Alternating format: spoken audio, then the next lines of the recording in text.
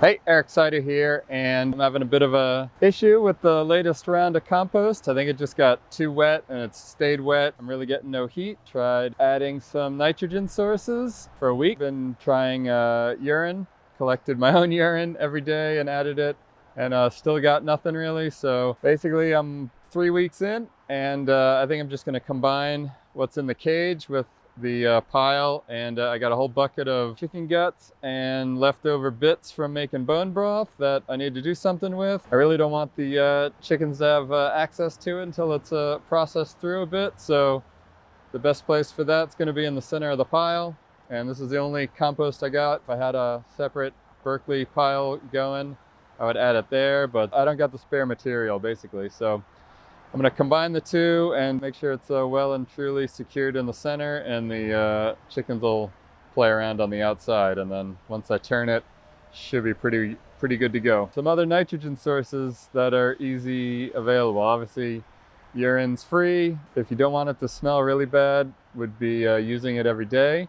But if you need to gather it for a week or something, pretty much after 24 hours, it's going to smell really bad because it's going to turn into ammonia, but it is free, it's freely available, and if you're just flushing it down the toilet, you're not only wasting water, but you're wasting nitrogen as well. So, blood meal is another very common one you can find at the garden centers. If you want a plant-based one, typically alfalfa meal is higher in readily available options. Of course, there's lots of commercial fertilizers using chemicals, but we don't want to get into that nonsense. So, we're going to combine these piles, and hopefully we'll be off and running. All right, so you can see the new addition. Just did a video on the putting this plastic cover on. Definitely still needs some adjustments, but it's been stormy, windy, and rainy, and seems to be holding up pretty well. So, and my little janky PVC frame is keeping the plastic tight. So far so good. But as you can see, the rain's been coming in sideways, so it's still well and truly a muck pit in here. And this pile is just soggy and messy and hasn't got up to temperature. And same with over there. So I got about 2 to 3 gallons of various chicken bits that will definitely kick off this new created pile.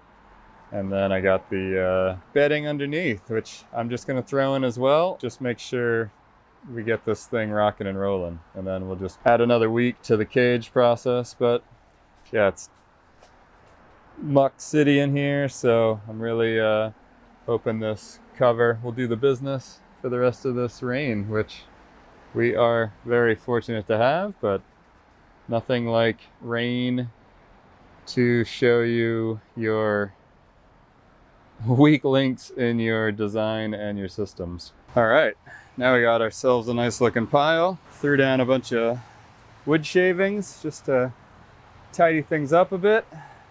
Give the chickens something other than muck to walk around in until things dry out.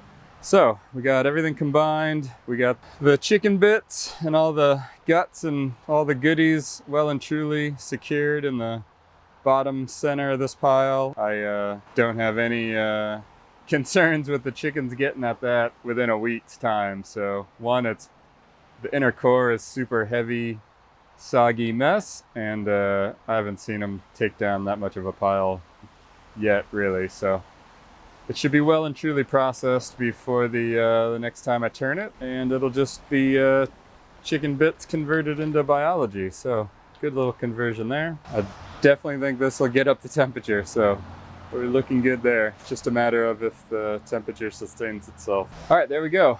Got the big old reset on the compost pile. Nice big incorporated. Got some high nitrogen components in there. Should be kicking off nicely and getting that temperature up and running. Remember the first rule of compost: if it has lived, it can live again. So if you got chicken parts and you're wondering what to do with them, basically I just throw some feed or some seed on one side of the chicken run, and the chickens go crazy for that. And then it gives me time to add the chicken parts and then cover it up well and truly secured with some compost and some carbon and some other material. So there you go. Permaculture shirts and sweatshirts, as well as consultation and design. Links for all that will be below. All right, thanks so much for watching, and I will see you next time.